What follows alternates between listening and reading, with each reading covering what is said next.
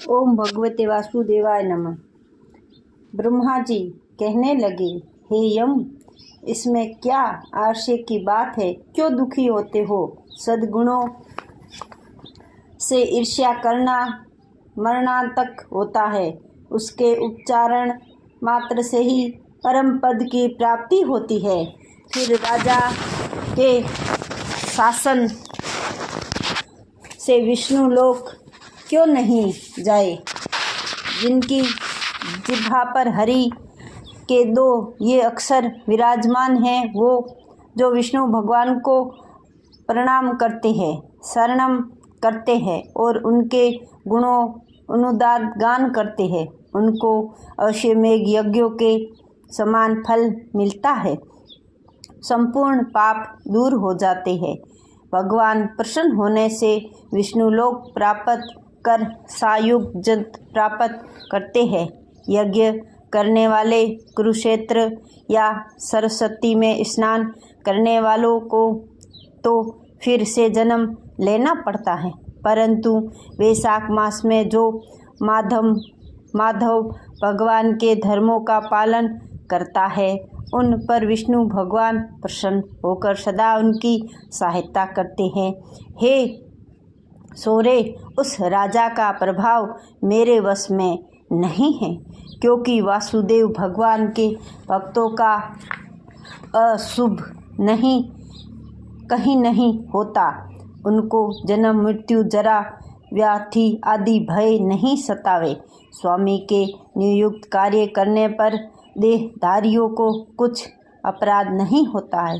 हे यम, जब तू इस कार्य के करने में असमर्थ है तो तेरा क्या दोष है? तू शोक मत कर। ब्रह्मा जी के ऐसे वचन कहने पर यम बहुत दुखी और दीन वाणी से कहने लगा, हे तात, अब मुझे अपने काम पर जाने की इच्छा नहीं है। इस महावीरवान राजा को जब मैं अपने धर्म से चलायमान कर दूंगा, तब कृत्य हो जाऊंगा। हे कृपालु, आप मेरे इस कार्य को सिद्ध करा दीजिए, तब मैं फिर शासन करूंगा। यह बात सुन ब्रह्मा जी यम से कहने लगे, इस कि विष्णु धर्म परायण राजा का निग्रह तू नहीं कर सकता। फिर ब्रह्मा जी यम को साथ लेकर क्षीर सागर में विष्णु भगवान के पास गए और सांख्य योग द्वारा स्तुति करने लगे। तब विष्णु भगवान प्रकट हुए तो यम और ब्रह्मा प्रणाम किया। तत्पश्चात विष्णु भगवान ने आने का कारण पूछा। ब्रह्मा जी बोले, हे श्रेष्ठ, आपके दास राजा के शासन में सब मनुष्य वैशाख धर्मों को करके विष्णु पद को प्राप्ति कर चले आ रहे हैं।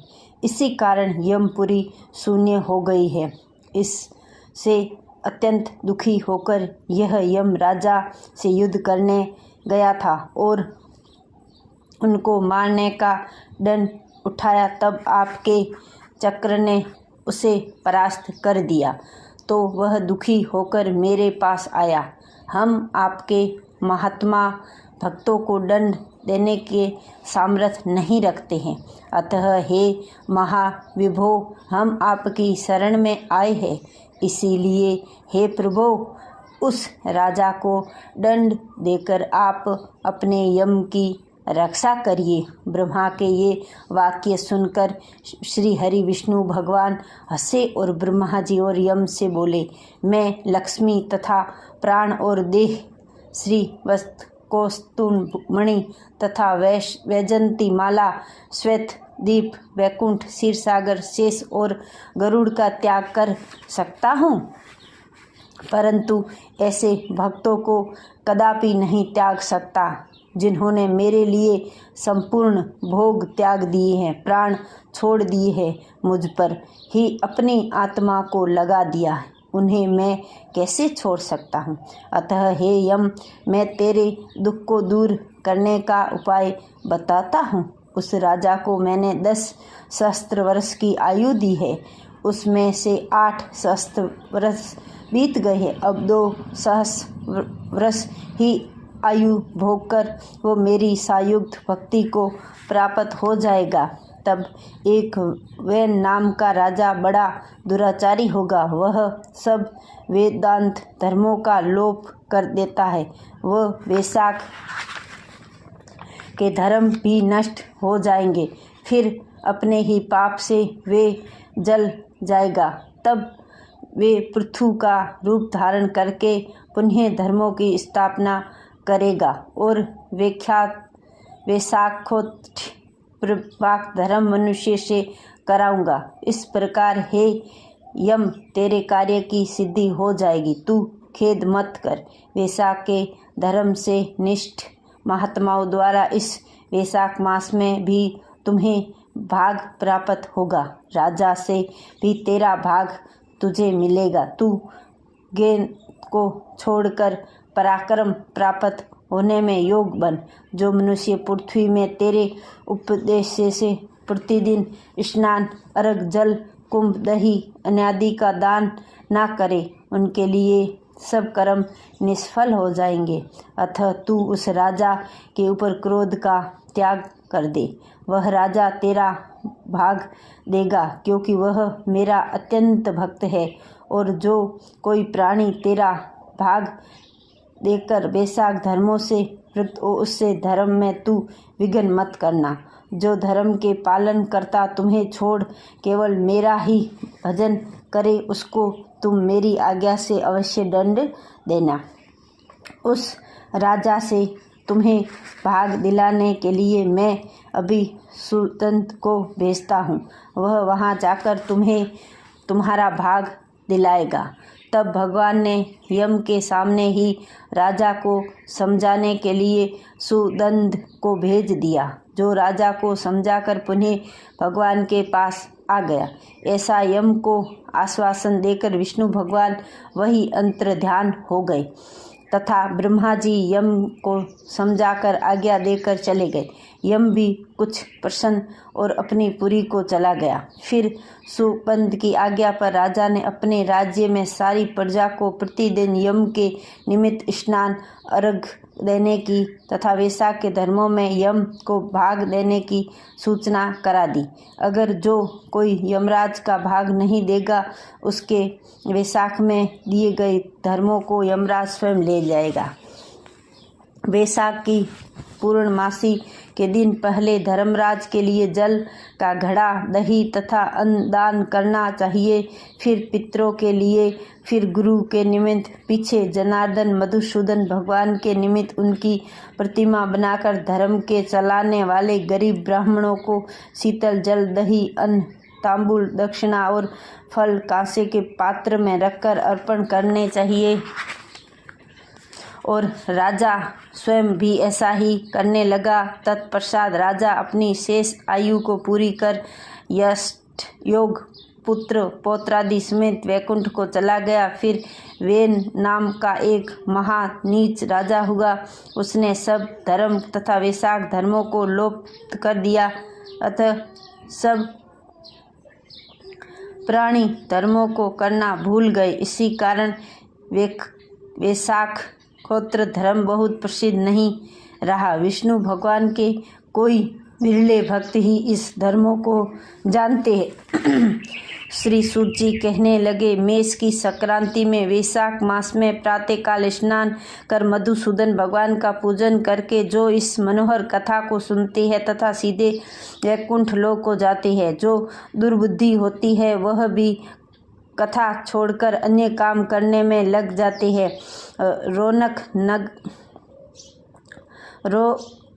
रोरक नरक में जाकर पिशाच योनि पाते हैं।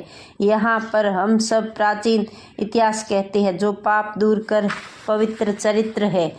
प्राचीन काल में गोदावरी के किनारे महाश्वर श्रेष्ठ में महानिष्ठ बड़े परमहंस दुर्वासा ऋषि के 2 शिष्य रहते थे। वे सदा उपस्थित शास्त्रों में निष्ठावान थे।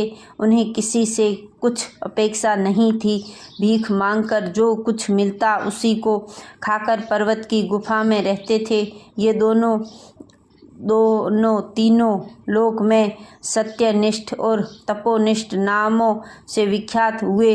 इनमें सत्यनिष्ठ जो सदा कर्मों को करता हुआ भगवान की कथा सुनने और सुनाने में तत्पर रहता था, परंतु पुण्य रूपी कथाओं को व्याख्या के सुनने सुनाने से समस्त पूर्ण कर्मों को भी छोड़ देता था तथा कथा समाप्त होने पर अपने निश्चय कर्म करता था, बिना कथा श्रवण किए अन्न ग्रहण नहीं करता था। अतः जो मनुष्य ऐसी कथा सुनते हैं उनको जन्म के बंधन नहीं व्यापते और विष्णु भगवान से सच्ची भक्ति तथा स्नेह उत्पन्न होता है, अरहति दूर हो जाती है, साधु महात्माओं के हृदय में उत्पन्न होती है, सत्य बुद्धि वे वेद मति उत्पन्न होती है, निर्जन निर्गुण ब्रह्मा के हृदय में आकर विराजते हैं। परंतु जहाँ साधु महात्मा ना हो, तुलसी न हो, विष्णु का मंदिर ना हो, काला मृग ना हो अथवा कथा ना होती हो, वहाँ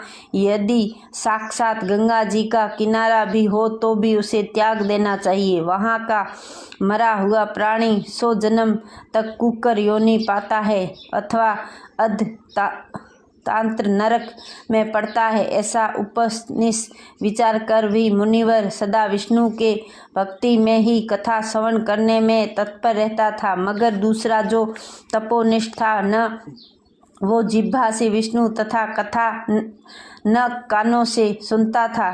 तीर्थ स्नान करने जाता तो वहाँ पर होती हुई कथा भी तप में विघ्न कर पड़ जाता है, डर से छोड़ देता है। श्रोता और व्याख्या दोई भी अपने कर्मनिष्ठ के निकट होकर गृह कार्य के लिए नहीं निकलता था। उस दुरात्मा ने दुर्बुद्धि से ऐसे ही समय बिता अपना शरीर छोड़ दिया। तब वह समय के वृक्ष में छिन्नकरण नाम का एक बलवान पिशाच हुआ, आश्रयहीन धुंधों से व्याकुल, जो उसका कंठ ओठ और तालु मुख गेहूं ऐसे अत्यंत दुखी होकर अपने किए हुए कर्मों के ऊपर विचार करता था। वह उत्तन की तरह इधर उधर घूमता रहता था, भटकता रहता था। इस प्रकार 10 सहस्त्र वर्ष बीत गए, उसे अपना कोई रक्षक दिखाई नहीं देता था। उस अकृतामकी देह पर पवन अग्नि के समान लगता था, जल काला घी के तुल्य, पुष्पादि विष के मालूम होते थे।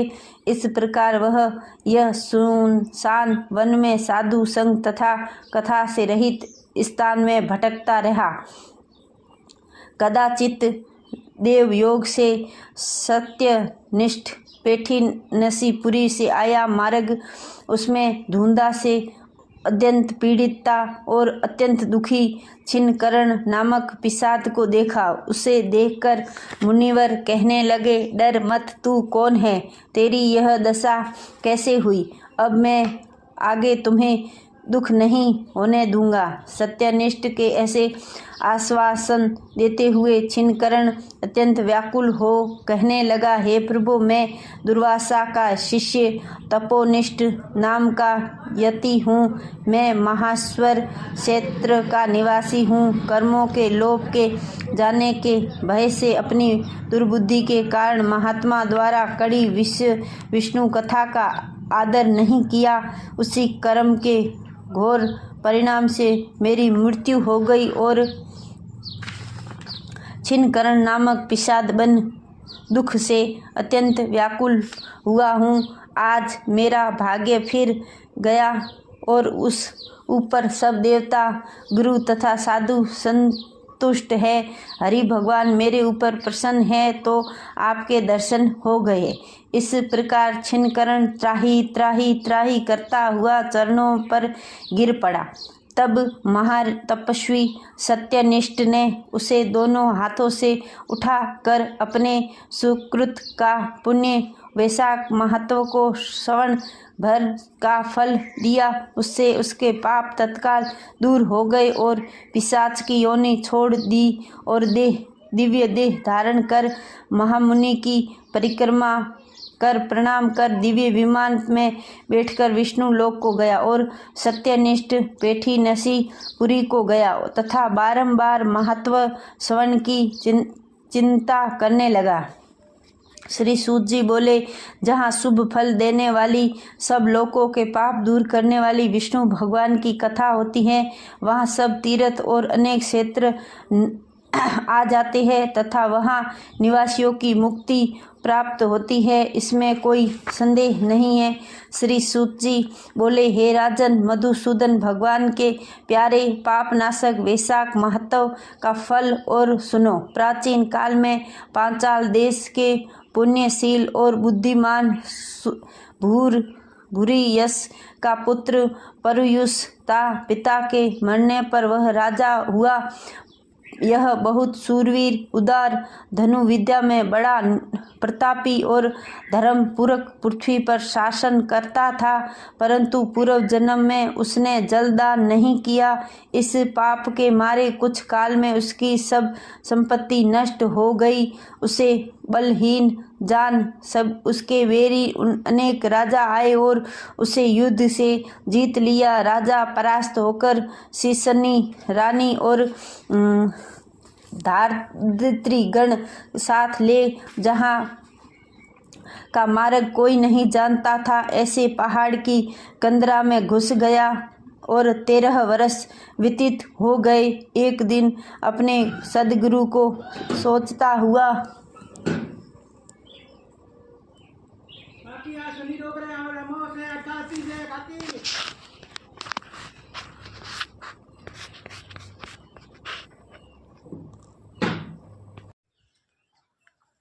अपने गुरु का स्मरण करने लगा। तब याज और उपयाज नाम के मुनिवर सर्वज्ञात राजा के पास आ पहुँचे। राजा उन्हें देख सहसा उठ खड़ा हुआ और भक्ति पूर्वक सिर झुकाकर उनके चरणों में गिर पड़ा। दोनों मुनियों ने राजा को उठाया और आंसू पोंछे। तब वन के पुष्पादि से राजा ने मुनियों से प्रश्न किया और मुनिवरों ने मेरे दुख का कारण विस्तार पूर्वक मुझसे कहिए। तब सत्कर्म कहते हुए मेरी सारी संपत्ति नष्ट हो गई और मुझे महान कष्ट क्यों भोगना पड़ रहा है। राजा के अत्यंत दुख भरे वचन सुन थोड़ी देर ध्यान कर वे दोनों मुनि याम उपाय से बोले, हे राजन, सुन, तू पहले 10 जन्मों में अत्यंत घोर पापी व्याक्त था, संपूर्ण जीव मात्रा की हिंसा में तत्पर रहता था। तूने कभी भी विष्णु भगवान का न नाम लिया, न ध्यान किया और न उनको नमस्कार किया। हे राजन, ऐसे करते करते तेरे 9 जन्म बीत गए। फिर 10वें जन्म में तू शास्त्री पर व्याक्त का जन्म धारण कर मार्ग के पथितों को कष्ट देकर तथा गौड़ देश के प्रजा का मांस भक्षण करके समय बिताता रहता था। मृग और पक्षियों के छोटे छोटे बच्चों का वध करने के कारण तेरे इस जन्म में संतान नहीं हुई। तूने विश्वासघात किसी ऐसे से किया जो साझेदार भाई नहीं मिले। मार्ग में यात्रियों को घोर कष्ट देने से तेरे मित्र नहीं है। साधुओं का तिरस्कार करने से तुझे शत्रुओं से पराजित किया है। कभी दान नहीं किया, इस दोष से तेरे घर में दरिद्रता आई है। सदा उपदेश कराने में तू देश निकाला भी तुझे मिला है। सबका अहित करने से तुझे अत्यंत दुख भोगने पड़ रहे हैं। सदा क्रूर कर्म करने से भोज भी नहीं मिलता है। इससे सभी कर्मों का द्वारा इस जन्म में तेरा राज्य छिन गया। अब हम तेरे सकुल में जन्म लेने का कारण बताते। जब 10वें जन्म में तू गौड़ देश में था तब पथितों को बड़ा कष्ट दिया करता था। एक दिन कष्टक वन में 2 वैश्य और वरण नामक मुनि वहां आए। उनमें से एक वैश्य ने तूने मार डाला और उसका सब धन छीन लिया और दूसरा अपनी जान बचाकर अपने धन को कहीं लता पत्रों के बीच फेंक गया। और कर्ण मुनि भी अपनी मृत्यु के डर से धूप से भागे और तृष्णा और धूप के व्याकुल मूर्छित होकर गिर पड़े। तब तूने वैश्व धन कहाँ पटक गया। यह जानने के लिए कर्ण मुनि के कानों में फूंक मारी तथा कृषि की कीचड़ मिले हुए गड्ढे के जल से उनके नेत्र धोए और पंखे से हवा करने लगा। तब मुनि ने स्वचित हो जाने पर और तेरे पूछने पर विश्व का धन पेड़ों में फेंका। यह कहकर वहाँ से भाग जाने की बात कही। तब तू मुनि को सुखपूर्वक चले जाने को कह कर गमन वन में चला गया। यथापि तूने अपने कार्य सिद्ध के लिए मुनि की रक्षा की थी। उसी पुण्य के प्रताप से तेरा जन्म महापुण्यवान विशाल राजवंश में हुआ। अब यदि तेरी इच्छा सुख राज्य सायुक्त मुक्ति आदि प्राप्त करने की है तो तू इस माधव नाम के वैशाख मास में अक्षय तृतीया के दिन व्यायी गो ब्राह्मण को दान दे। समी क्षत्रिय प्रतिमा दान कर, प्याऊ लगा, स्नान कर, माधव भगवान का पूजन कर। इन वैशाख स्तोत्र धर्मों का करने से तेरी विजय होकर साम्राज्य की प्राप्ति होगी और सब सुख भोगेगा। अपने समान पुत्र प्राप्त करेगा और सब लोग तेरे यशी गुणी ऋणी हो जाएंगे। साथ ही विष्णु भगवान के साक्षात दर्शन होंगे। ऐसे कुल पुरोहित दोनों ब्राह्मण याज और उपायाज राजा को समझाकर अपने अपने घर चले गए। तब राजा ने अपने पुरोहितों की आज्ञा के अनुसार अपनी बची हुई सेना के संग ले अपने संपूर्ण कुटुंब सहित पांचाल नगरी में प्रवेश किया और वैशाख के सब कर्मों को करने लगा। जब राजा ने फिर चढ़ाई कर दी तो घोर संग्राम कर और उन सबों को जीत उनके राज्य से 10 अरब घोड़े, 3 कोटि हाथी, 1 अरब रथ, 10 सहस्त्र ऊंट, 3 लाख गधे अपनी पुरी में लाया और सब राजाओं को उसने मधुसूदन भगवान की शरण में आने को कहा। कृपया से वह चक्रवर्ती राजा हुआ तथा उसके 5 पुत्र बड़े गुणवान, सूरवीर और उदार धृष्टु, विजय, चित्रकेतु, मयूरध्वज नाम के हुए। संपूर्ण प्रजा अनुराग और विश्वास करने लगी। फिर पांचाल देश का राजा निष्काम चित्त को मधुसूदन भगवान की पूजा के लिए सभी धर्म करने लगा, जिससे प्रसन्न होकर मधुसूदन भगवान ने अक्षय तृतीया के दिन चारों भुजाओं से शंख चक्र पद्म लिए, पीताम्बर धारण किए, वनमाला पहने, लक्ष्मी तथा अनुचरों सहित गरुड़ पर चढ़कर साक्षात दर्शन दिए। उनके असहनीय तेज देखकर राजा के नेत्र बंद कर लिए। फिर उनके दर्शन कर हर्ष के मारे सब देह में रोमांच खड़ा हो गया। नैनों से आंसू गिरने लगे और अत्यंत भक्ति पूर्वक हाथ जोड़कर सिर झुकाकर स्तुति करने लगा।